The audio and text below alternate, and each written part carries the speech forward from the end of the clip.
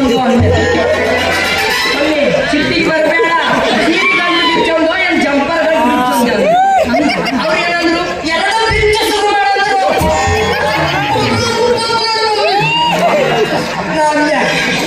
ನೋಡ್ರಿ, ಸೀರೆಗೆ 350 ರೂಪಾಯಿ, ಜಂಪರ್ಗೆ 150 ರೂಪಾಯಿ. ನಿಮಗೆ ಯಾವ್ದು ಬೇಕು ಹೇಳ್ರಿ ಅಂದೆ. ಅವ್ರು ಅಂದ್ರು, ಅಪ್ಪಿ ಕರೆಕ್ಟ್ ಹೇಳತ್ತೀವಿ, ಸೀರೆಗೆ 350 ರೂಪಾಯಿ ಓಕೆ, ಆದ್ರೆ ಜಂಪರ್ಗೆ ಬಹಳ ಜಾಸ್ತಿ ಆಗ್ತದಪ್ಪ, ಜಂಪರ್ದಾಗ ಸ್ವಲ್ಪ ಬಿಡು ಅಂದ್ರು. ನಾನು ನೋಡಿ ಜಂಪರ್ದಾಗ ಬಿಡ್ಲಾಕ ಬಿಡು ಅಂದ್ರೆ ಸೀರೆ ಬಿಡುತ್ತೇನೆ ಅಂತ.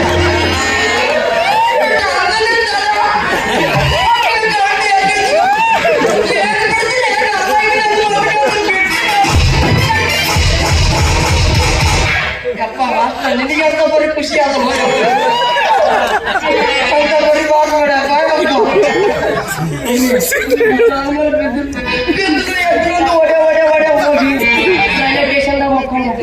ರಾತ್ರಿ 12 ಆಗಿತ್ತು.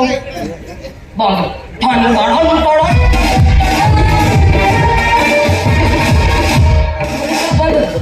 ಬಂದು ಹೇ ಹುಟ್ ಅಂದ್ರು.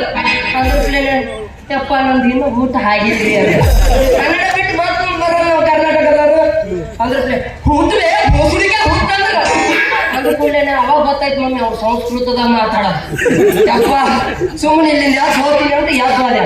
ಹೋಗಿ ಒಂದು ಮನೆ ಬಾಗಿಲು ಬಡದೆ. ರೀ ಮೇಡಮ್ ಅವ್ರಿ, ರೀ ಅಣ್ಣವ್ರಿ ಅಂದೆ. ಬಾಗಿಲು ತೆರೆದನೊಬ್ಬ ಯಜಮಾನ್. ಏನಪ್ಪಿ ಅಂದ. ಯಜಮಾನ್ರಿ ಈಗ ತಣ್ಣಗೈತಿ, ನನಗೆ ಎಲ್ಲಿ ಜಾಗ ಇಲ್ಲ, ಸ್ವಲ್ಪ ಮಲ್ಕೊಳಕ್ ಮನ್ಯಾಗ ಜಾಗ ಕೊಡ್ರಿ ಅಂದೆ.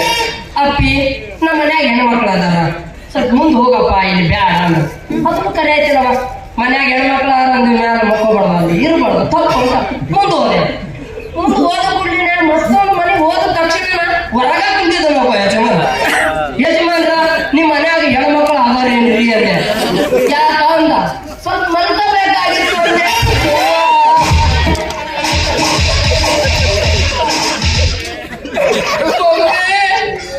ಅವ್ರು ಕರ್ತಕ್ಕ ನಮ್ಗೆ ಹಂಗೆ ಅಲ್ಲೇ ಜಂಪ್ ಮಾಡಿದ್ರು. ಮುಂಜಾನೆ ಅದು ನೋಡ್ತೀನಿ ಆ ಕಡೆ ಈ ಕಡೆ ವೆರೈಟಿ ಚಪ್ಪಲು